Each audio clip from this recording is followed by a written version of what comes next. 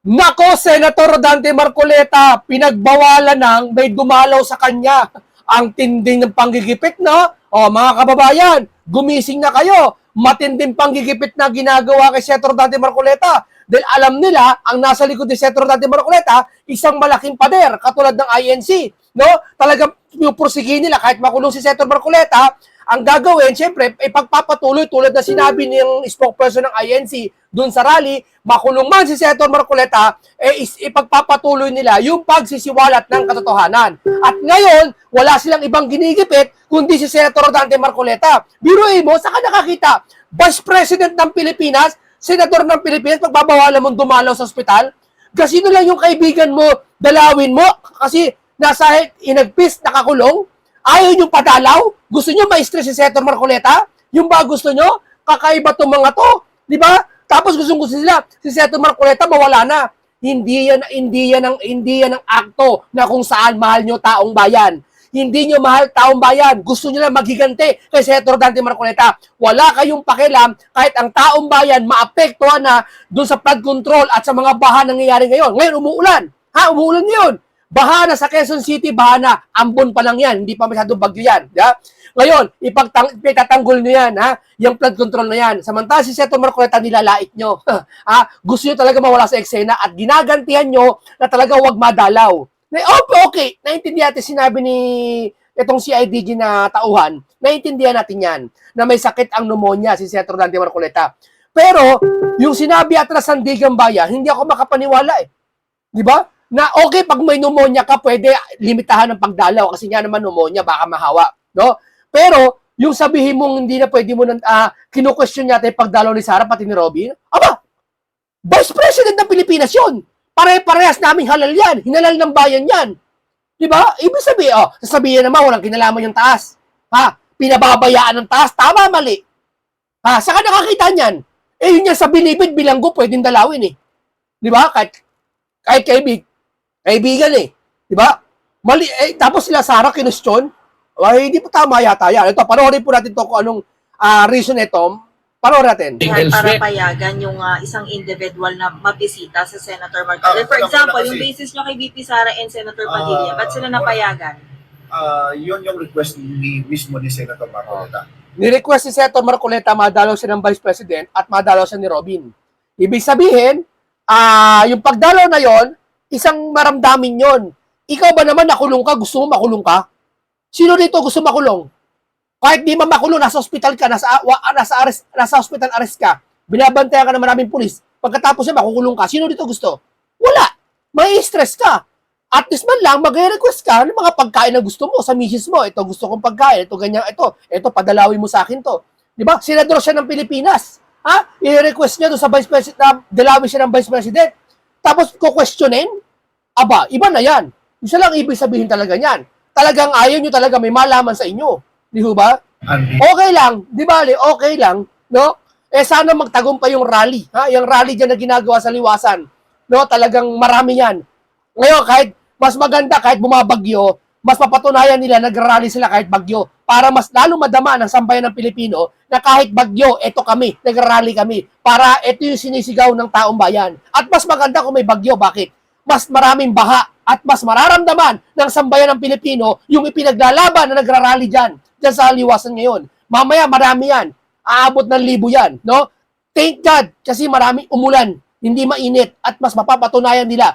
Ramdam ng sambayan Pilipino kung gaano importante ang rally. No? Akala nyo lang epekto yan. Walang pakialam si Junior, walang pakialam ang taas sa rally. Okay lang. Darating din ang panahon sa inyo, huwag kayong mag-alala. Na walang pakialam ang tao sa inyo. Family. And then, of course, yung legal team niya, kailangan nilang mag-usap, kailangan nilang mapuntahan para kung anong mga legal duties nila with us to his legal matter. So, hindi naman natin pwedeng yan, kailangan nilang makausap yun. Pero anong rason, sir? Bakit kailangan sila bisitahin ni VP Sara and Padilla? We don't know. Hanggang sa labas lang naman kami. And limited lang na, siya lang naman, tsaka si Senator Robin Padilla. And on the basis that request yun ni Senator Marcoleta, in-approve ninyo na mabisita siya nung dalawa? Director, CIDG. Sure, di ba? Kaso hindi ito yung talagang kuyog na bibisitahin siya ng yung requesting party at yung request lang. Buti na mabait si Kuya. 'Di ba? Sila na pinapayagan may magbisita. Pero yung taas yata ayaw. Hindi, naramdaman ko puso ni Kuya eh. Ito, nasasalita, naramdaman ko puso niya, pati yung mga hepe dyan eh. Pati yung yung isang pulis na nasasalita na may katungkulan sa Department ng Health, naramdaman ko talagang may malasakit kay Senator Marcoleta eh. Alam siguro nila at ramdam nila walang kasalanan yung mama. Alam nila, nagbibintang lang itong mga to dahil sa flood control issue. Alam ng mga uniform personnel yan. Dahil alam natin, pinakamaraming bumoto sa Mindanao, yung mga uniform personnel. Yung mga talagang mga pulis, sundalo, kay Senator Marcoleta. Alam nila yan. Wala lang silang magawa dahil sa itaas. Di ba? Sabi ko nga mga pulis, mga kasundaluhan, ang sundin nyo, wag presidente. Bagaman chip nyo yan, okay, respetuhin nyo. Pero sana sa taong bayan kayo makinig. Di ba? Hindi naman kayo magkataksel sa chip nyo eh. Di ba? Makipakinggan nyo taong bayan, yung sigaw nila. Yan sa mga rally, makinig kayo. Dahil yan ang totoong sigaw ng taong bayan. Hindi bayad yan, hindi sila binayaran para magsalita sila. Yung sinasabi nila, totoo. Katotohanan sinasabi nila. Pag sinabi sa rally, panagutin lahat ng korupsyon, totoo hindi. Totoo yun. Tapos sabi mo, tatawanan mo, sana ulanin kayo. Biruin mo, tao ka, ha? Sabihin mo, lingkod ka ng bayan, mahal mo, taong bayan. Sasabihin mo, ulanin ng malakas yung nagrarally? Ha? Wala kang puso. Isa lang ibig sabihin yan. Kasangkot ka doon sa pagtatakip, sa flood control issue. Tama, mali. Mismo na Kaya dyan sa wiliwasan na yan, talagang okay yung ginagawa ng rally na yan eh. Kaya ngayon, kahit yung Akbayan Party List, okay pag nag-rally sila, walang problema. Kasi yung damdamin nila, ipinapahayag nila eh. Pinu-question ba namin kayo? Hindi naman ni Senator. Nasabi ba ni Senator Marcoleta? Note of the court na napansin nila and ang primary concern daw nila. Yes, kaya nga nire-restrict natin. Ang daming gustong pumasok, but dalawa lang yung napayagan. Yes, sir. Okay? Ang daming gustong pumunta, friends, Ako nga, gusto ko pumunta eh. relatives, yung mga supporters niya. But again, on the part of CIDG, we see to it that may restriction doon sa visitation niya at limited time lang. So sir, ngayon, hindi napapayagan ba yung pagbisita? Kasi may pneumonia daw po si Senator. Dinidecline po namin yung mga... Hindi. Sa bagay, okay din yung ginagawa nito ni Kuya. Kasi balay mo, yung dadalaw sa kanya, may masamang gagawin pala. Lasunin si Senator Marcoleta, bigyan ng pagkain. Hindi ba? Hindi natin alam. Baka himala gawin nun. Tama yung ginagawa niya. Pero yung taas, kukwestiyonin mo, ba't dumalaw si Sarah, pati si Robin? Ay, isang malaking kalokohan yon. Okay yung sinasabi nito ni Kuya, na sinasabi niya, limitahan lang yung pagdalaw kasi hindi natin alam kung sino dadalaw. Kahit yung mga supporters niya, hindi pinapayagan. Pwede yon for security purpose. Diba? At mga request na ni Senator Marcoleta ang papayagan. Ang nakakapagtakan, yung kinwestiyon, yung kay Robin, pati kay Sarah. Okay lang kung natural na tao si Sarah at si Robin. Hindi. Vice President ng Pilipinas, pangalawa sa pinakamataas eh. At pangatlo sa pinakamataas si Senador. Kukwestiyonin nyo? request na mga... No, but after this, sir, will it be formally announced or may order na kayo na wala mo ng kahit naman nung visitation? talagang ang dami na namin tinurn down ng mga visitors nila. Ang dami na namin tinurn down. Even yung mga relatives, yung mga friends, supporters, yung mga yes, ang dami na namin na-turn down. Sir, pero bakit po hindi na-decline yung pagbisita ni Senator Padilla at po ni Vice President Sara? As to that, I cannot speak for that. It is the director CIDG. Again, ang ano nga dyan is yung sila lang naman mismo. Okay? Yung dalawa lang na sa requested party na yun ang napayagan. Hindi, wala siyang entourage, wala siyang ano. Pero sir, were they informed na may pneumonia si Senator and wala silang face mask nung pumasok sila to Bawal visit yung him? hindi family member. Doon sa pagpasok naman nila, may face mask na yung pagpasok nila.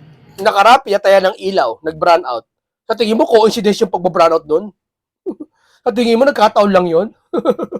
Kayo naman. Tapos ngayon, pinagbawalan natang dalawin ng sino man na mataas. Sa labas lang naman yung walang face mask. As doon sa pagpasok, syempre, with the medical condition, may face mask. May adjustment ba, sir, sa gagawin or good pa rin naman? Again, nung una pa lang naman restricted ito. But again, Panggigipit yung ginagawa eh. Di ba? Bawal dalawin ng panggigipit yan. we will follow the court order no na we see to is that restricted lang yung mga visitation given with his medical condition. So, klaro, sir, family and lawyer. Immediate family lang, lawyer. Saka yun nga, yung minsan yung mga nire-request nila because of his legal matter. Sir, following this, can you assure the public na walang favoritism sa pagbisita po kay Senator Marcoleta? Of course, wala naman po tayong favoritism. Again, it is restricted given with his medical condition at a very limited time yung bisita lang. Okay. Alright. Kanino na kami sasandal? Pakinggan nyo to si Jesus Duque. Kung pati yung sandigan bayan, parang tumanggap na rin ng maleta. Yung sandigan bayan ba, bumisita si Vice President Sara Duterte kasi may sakit si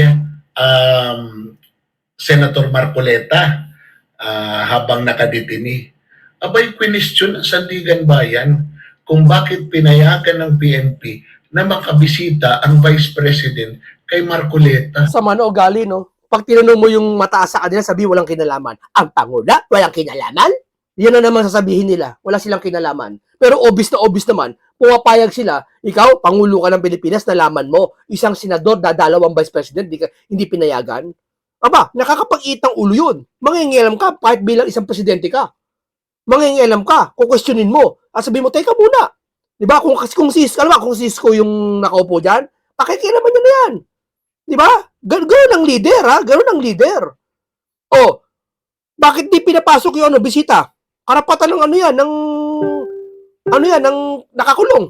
Kahit Vice President, karapatan yan. Oh, di ba? Harap-harapan tayong ginigipit ng mga to eh. O ba ano yun? Bigla kayong naging concern dahil may sakit si Marcoleta? Baka mahawaan si VP? Di ba gusto niyo mawala sa mundo si VP? Bakit hindi nyo lang hayaan na bumisita para mahawaan? Takot na takot ang mga Montik na! Takot na takot kayo sa Vice President. Bumibisita lang kay Senator Marcoleta. Biglang, Baka kasi pag bumisita, baka may mabuong plano eh. Ganyan yung mga yan. aba, sandigan bayan. Ano na? King inang buhay to. Pati ba naman kayo? Di ba? Sabi ko sa inyo, ginagamit lahat ng ahensya. Samantalang ahensya na yan, nagpapasahod yan, taong bayan. At hindi sa inyo yan. Yan, sa gobyerno yan. Sa taong bayan yan, pakikinabangan. Tapos ginagamit nyo laban sa taong bayan. Di ba? Sasama ng mga ugali ng mga to. Grabe. Paano na kami? Sayang ang bayot. O eto, panoorin nyo naman to sa saganang mamamayan na talagang dito, talagang binubunyag talaga nila lahat. No? Talagang, talaga naman dapat talagang gawin to eh. Habang nakakulong si Senator Marcoleta, wala nagbubunyag. Eh, di tulungan natin ang Net25 magbunyag. Di ba? O, pakinggan nyo. Teka, ano ba yung ibinasura ng COMELEC sa kaso ni Senador Dante Marcoleta? Hindi ata. Oo.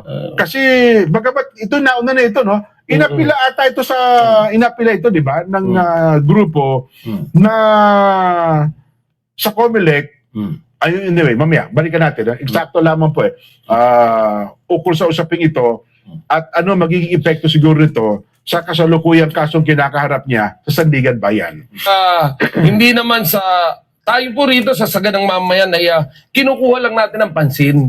Especially ng mga taong concern sa amin pong mga sinasabi rito para ho magising at maibalik o maibigay yung tunay na serbisyo na tama lang na ibigay sa taong bayan. Aha. Kawawa na eh, no? Totoo. O para bang very helpless na yung mga tao ngayon, no? Parang kung ano yung nakikita mo, tanggapin mo na yan, yan na yun. Diba, ganun ba dapat? Ay, hindi dapat gano'n. O, diba? May batas tayo eh. Yes. Oo, dapat nasusunod yung batas natin. Di ba? Meron tayong taong bayan na kahit paano eh, kailangan na pagsilbihan. Lumalabas ngayon na parang bang gatasan natin yung taong bayan. Nako po. Oo. Marami kasi po ang kumusta, Kuya Benny. Ano na, kumusta na ba si Senador Dante Marcoleta? No, para bang ayaw nila ipakamusta sa Vice President si Senator Dante Marcoleta? Grabe, no? Pinairal neto ang mga ito ang galit sa kanilang puso. Hindi nila pinairal yung katwiran at yung paglaban, yung bayan. Yung galit nila ang inuna nila. Di ba? Ang paghihiganti nila. Di ba? Puro paghihiganti lang nalalaman ng mga yan eh. Oh, puro paghihiganti lang.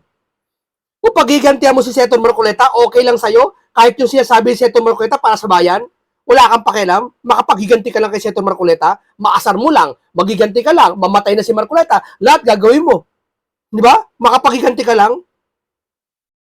Nang siya ay... Okay sana kung pinaglalaban nila yung flood control eh. Tapos si Senator Marcoleta, ayaw nila, okay yun eh. Ay hindi eh. Ayaw nila si Senator Marcoleta, ayaw nila pag-usapan yung flood control. ma-confine kasi din nila po siya sa PNP General Hospital eh. At ngayon ay nandoon pa rin. Ang sabi po ng mga manggagamot doon ay mananatili pa rin po doon si Senador Marcoleta sa PNP General Hospital dahil siya po ay inoobserbahan sa kanyang medical condition. Sabi po ni Dr. Lieutenant Colonel Bellany Bayani, PNP Health Service ng PNPGH, maliban po sa mild pneumonia, degenerative disc disease, nakita rin sa lab test na mataas ang kanyang bad cholesterol. Ayun. Pag may edad talaga 72, may mga matataas na dyan. Kaya nga iba dyan may maintenance na eh. Maliban na lang kung ikaw ay kahit niya siguro matatanda dyan, kahit sila one bull eh, may mga maintenance na yan eh. Diba? Normal yan sa mga ganyan. Pero, syempre, yung stress dyan sa kulungan, yung stress dyan na ikaw madampot, mawaran ka, hindi mawawala yun. Sino ba gusto makulong? Hindi ba? Okay sana kung dati, yung panahon ng mga panahon ng medieval era, yung mga tao gusto nila makulong. Oh, may ganung panahon. May history na ang tao gusto nila makulong. Kasi pag nasa labas sila, papatay sila ng kaaway nila. Ay sa kulungan dati, pag nandun ka, safe ka. May pagkain ka pa, libre pa. Nung araw yun, mga panahon ng mga bagong si Kristo, ay pag-akit na ni Kristo, mga ganun, mga time na ganun, mga medieval era. Di ba? Kasi wala pa mga libangan nun. Di ba? Kaya makulong ka, okay lang. Eh ngayon, Kasi kulang ho sa exercise si Senador eh. Ha? Ang kanyang sports, alam mo ba kung ano? Ano? Chess. Chess. Pagod. Oo, hindi. Lagi nakaupo din, di ba? May sa akin, napapagod ako rin. Yung sa isip, Isip. totoo yun. Pero kailangan mong gumalaw-galaw ng katawan. Kaya dapat siguro bowling, no? Matutuhan niya yung iba pang sports. At hinihintay pa po ang resulta ng to the echo para malaman naman yung kanyang kondisyon sa puso. Yeah. Marami kasing nagsasabi, nako bakit naglabasa ng sakit kung kailan naman bakit ganun pagka may kaso, may inaresto? Biglang nagkakasakit. Nagkakasakit kasi ganito po yan. Ang mga active na mga tao na busy, hindi naman nagpapacheck up yan eh. Di ba? totoo yan. Madalas yan, halimbawa, Minsan pa-check up niyan, isang beses isang taon na pag-busy ka. Maswerte na yung 6 months, 6 months. No, mag-check up ka. At minsan, nagpa-check up ka ngayon, okay ka. Tapos isang araw di ka okay. May ganun eh. Hindi ka naman araw-araw pwede magpa-check up. Sayang pera. Di ba? Sayang panahon. Yeah? May ganun eh. Na-check up ka ngayon, mababa BP mo, mababa creatinine mo, sa isang araw tumaas bigla. May ganun eh. Kaya hindi natin alam. Kaya nga sa trabaho eh, check up muna bago pumasok sa trabaho. Minsan, nalalaman niya, may sakit pala siya. Yung nag-apply siya sa trabaho. Doon niya nalalaman kasi doon lang siya nagpa-check up. inaresto, nagkaroon ng warrant, yun ho kasing medical examination, ano yan eh, part ng procedure yan eh. Di ba? Bago ka ipasok sa loob. Siyempre. Oo, kasi titingnan kung... Ite-test ka naman ng maayos, lalaboratory ka. Kasalanan ba ng tao na biglang lalabas yung mga karamdaman niya kung lalo na kung noon lang siya nagpa-check up, di ba? Yan ang problema. Kasi itong mga taong ito, hindi pa naranasan yung ma-stress, ma-aresto eh. No? Huwag kayong mag-alala, may ma-arrestong big fish. Subukan nyo magpa-aresto para maintindihan nyo. Maintindihan nyo kung ano yung sinasabi. Hindi, alam mo talagang, eto, sa na-obserbahan natin, sa tagal natin nagko-cover sa mga politiko, abay talagang kapag nagtatrabaho yan, walang nararamdaman eh. Yeah. Ang inyo pong lingkod nagtrabaho rin sa gobyerno, talagang kahit na tayo may sakit, pumapasok tayo opisina. Diretso pa rin, no? Lakas natin. Totoo yan. Minsan niya, pag may sakit ka, malubha, hindi mo alam malubha sakit mo. Tapos hindi mo namamalayan, gumaling ka na pala eh. Oo. Kasi minsan, nakakapagpasakit yung isip yung pag-aalala mo eh. Yung binabaliwala mo, minsan gumagaling ka na, hindi mo alam eh. Oo. Dahil sa ating serbisyo sa taong bayan. Totoo yun. No? But of course, yung ikukulong ka, alam mo yung depression, Yeah. yung stress. Yan. Abay, napakahirap gamutin yan. Totoo. Oo. Yan po ang dinaranas ng bawat politiko, bawat taong may kakaharaping malaking problema o malaking bagay. Natitrigger. No? Natitrigger Yung talaga yan. mga itinatagong Ngayon, karamdaman. Yung iba, sinasabi natin yung, may may kolokyal na salita yan, yung malinggering. Pag biglang nagkakasakit na ganyan, nagmamalinggering lang yan. Oo. Well, nakita nyo naman po sa edad, hindi naman po bata na. Totoo yan. No? Si Senator Marcoleta. And at the same time, nagkaroon naman po ng lab test.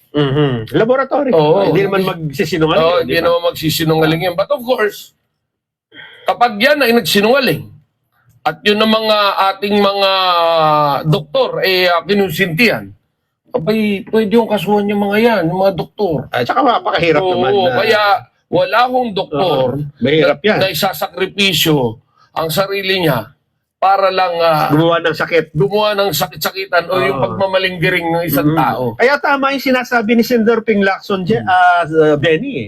May post siya today o kahapon Ang sabi niya, Yan yung napakawalang yung senador na yan eh. Kala mo, di ba? Kala mo, sa mga ugali, nagtakip ka na nga sa flood control. Yung tao, nadapa na, nakakulong na, kukutsain mo pa. Samantalang nakipaglaban sa'yo yan dahil sa pagkatakip mo ng flood control issue. Tapos kukutsain mo ngayon, sa manugal niya itong taong ito.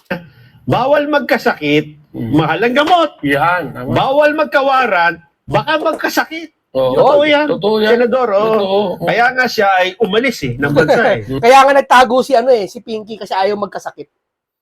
Di ba? Tama, Pinky? Kaya ka nagtago nung may waran ka? Kasi ayaw niya magkasakit. Dahil ayaw niyang magkasakit habang nakakulong. Diba? Tama yan. Oo, kaya wag tayong gagawa ng Na-insulto ka, no, Pinky? dahilan para tayo ay... Biri mo, ang tagal ng panahon, hinangaan ka ng maraming tao. Tapos ngayon, sisirain mo, ikaw lang sumira sa sarili mo. Sumira sa'yo, hindi sarili mo eh. Yung amo mo, na big fish, ang sumira sa'yo. Di ba? Sayang yung kabataan mo, hanga sa'yo yung tao, naging PNP chief ka, naging magaling na investigador ka, sa pasira ka lang sa may temporaring ng politiko na 2 years na lang itiyatagal, nagpabulag ka, nagpaalipin ka. Dapat nagpaalipin ka sa taong bayan, hindi sa politiko. Kapwa mo politiko, nagpaalipin ka. Di ba? magkaroon ng waran. Ano ibig sabihin nun? Huwag nyo nang ituro kung sino yung nasa likod ng flood control project. Huwag na tayong magsalita. Hayaan na natin silang magnakaw na magnakaw. Yan ba yon? Abe, nasa inyo po ang pagpapasya kung anong dapat natin gawin. Ha? Well, pero saya inyo naman panlingkod sa atin nakikita. Since, alam niyo po, sa buhay po natin, nakikita natin na meron tayong mga nakakalaban sa politika. Dapat po naman sana, kahapon may nakita ko nagsalita no? Parang si Senator Ping Lacson din yun na sinabi niya na matapos yung mga abi-aberya, dapat tapos na. Tama na, balik na tayo. Pero alam mo, in fairness kay Hindi pa. Mali yung hindi ako pabor doon sa sinabi niya ni Pinky. Na pagkatapos na aberya, tapos na. Ano ka, hello? Yung flood control hindi pa tapos. Aberya yan. Malaking aberya yan. Kaya kung mo sabihin na pagkatapos na aberya, tapos na. Patapusin nyo muna yung flood control na, tapos na tayo. Yun lang yun. Senator Ping Lacson, yung lumabas na yan, hindi naman siya nagsalitang diretso. No? Maaring gawa-gawa yan ng mga nagpo-post lang sa Facebook, sa TikTok. So, hindi ho natin pwede i-judge din si Senator Ping Lacson dyan. No? At gaya nung sinabi naman yung kay Erwin Tulfo, ano yung nangyari naman kay Senator Erwin Tulfo? Na ang sinabi naman daw kapag isang simbahan ay nakialam pa sa politika, kanyang sasaktan ito. Meron siya mga ganong Imumudmud. naging pahayag. Yung Pero igungud-gud niya raw. Aha. No? Pero pinawalang pinabulaanan Aha. ni Senator Erwin Tulfo ito. At meron ding si Anthony Taberna, di ba? Mm. Nagsalita rin daw against sa isang reliyon at sinabing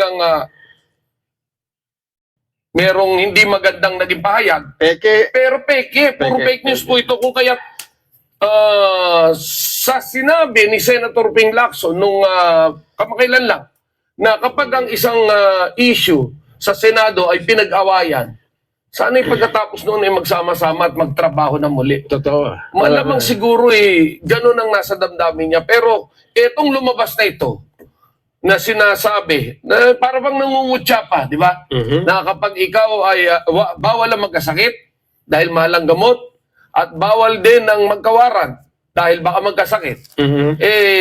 Kung hindi po kayo mismo, Senator Lacson, ang may gawa nito, baka naman po pwedeng pabulaanan nyo rin dahil medyo contradict po ito doon sa naging pahayag nyo na after the fact, Mhm. dapat po magsama-sama na, no? Ito po after the fact na, nakakulong na po no? Yes. Na doon na sa ospital. Ito lang ang programa kung saan pinag-uusapan na nangyayari sa flood control. Wala akong nakikitang pinag-uusap tungkol sa flood control. Kayo, meron kayo na isa. Ang pinag-uusapan nila, impeachment, batikusin ng mga Duterte. Yun. Paniwalain yung mga tao ng Duterte masamang-masama. Yun. Pero yung flood control issue na talagang mas masama, hindi nila tinatalakay. Buti pa net 25.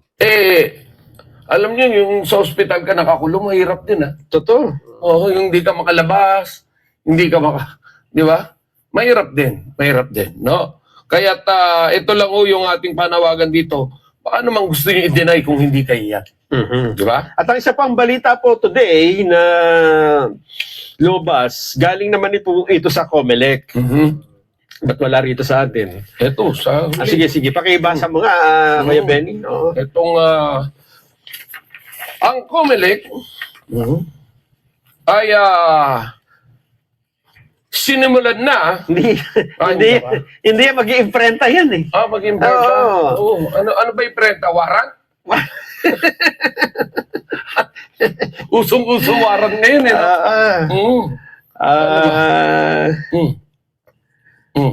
Ito pong Commission on Election ay tuluyan na ho talagang dinismiss itong kaso ni Senador Rodante Marcoleta dun sa Pwede mo dismiss na? Kakasuha mo pa? issue ng undeclared campaign contribution dahil sa dalawang rason. Una, decriminalize na ang non-disclosure under Republic Act 7166. Ayun, no longer punishable as an election or criminal offense. Pangalawa, lack of evidence. Noong naunang sesyon ng ANBAC ng COMELEC, March 2026, nagkaruling na po na there was no evidence that Marcoleta committed an election offense regarding the undeclared funds in his statement of contribution and expenditures. Ayon. Sa COMELEC po yan. Walang criminal offense, walang violation. Wala nga Ba't mo kakasuhan? Sa COMELEC ka na nga mismo nagkasala, wala ka palang kaso Pero iba naman yung sandigan. Kasi iba. Kasi iba sila. Siguro may hawak sa kanila. Sino ba sinusunod nila? Yeah? sabi ng ombudsman, hindi, iba ito. Ipapile namin ito. Ngayon nga, ipinail. Kaya yung iba nagtataka. Hindi mo ang bilis ang kaso ni Senator Marcoleta. Samantalang yung mga flood control issue, wala. Teka muna. Tapos ang kakampihan mo, sabihin mo, gumagana ang hustisya ng Pilipinas? Niluloko nyo ba kami? Kung gumagana ang hustisya ng Pilipinas, ba't si Bato gusto nyo dalhin sa ICC? Kasi siya sabi, ba't si Bato dalhin sa ICC? Kasi sabi nyo, mabagal ang hustisya sa Pilipinas. Ano ba talaga? Kay Marcoleta nga ang bilis Itong kasong ito ay halos wala na nga Dinismiss nga ng COMELEC Pilit pang binuhay. Samantalang yung mga kasong buhay na buhay, meron pa nga hinog na hinog, biglang nahilaw. Bigla nawala. Saka naman nakakita ng gano'n. Kaya po, hindi natin mayaalis sa mga kababayan natin, ang una, magtaka. Bakit ganun? Di ba? Bakit ganun? Kung sino ang naghahabol, kung sino ang nag-iimbestiga ng eskandalo ng katiwalian sa flood control, siyang unang ikinukulong. Pangalawa, nagtataka, di ba? Pangalawa, hindi natin maaalis din na sumama ang loob, di ba? Kasi pera ho ng taong bayan yan, yung nawala, yung nanakaw. Wala silang pakialam sa pera ng taong bayan. Ang kanila, yung nakuha nila, proteksyonan nila na wag malaman ng taong bayan. Alam ng taong bayan na may nakuwang pera. Pero, iniingatan nila na malaman na sila ang kumuha ng pera. So, Yung pinaanod sa baha. kung walang kinalaman ng nasa itaas bakit pinipigilan yung si Marcoleta kung wala kayong kinalaman? Di ba dapat kayo isa sa presidente, mga senador, mga congressman, isa kayo sa mga nagtutulak na imbestigahan ito? Kung gaano ka tinutulak nyo ang impeachment ni Sara, dapat ganoon din sa flood control, parehas. Pera Kasi ng taong bayan. nakita natin ang galit ng tao nung lumabas yung Napoles issue. Sasabihin ba naman, ang INC selective lang din daw. Bakit daw si Sara hindi mausig-usig ng INC na panagutin sa korupsyon si Sara? Teka muna, bakit kayo? Hindi pinapanagot yung flood control. Kay Sara lang kayo. Balik namin tanong sa inyo. At hindi lang, ang INC, ba't papanagutin si Sara? Si Sara nasa impeachment procedure na. Di ba?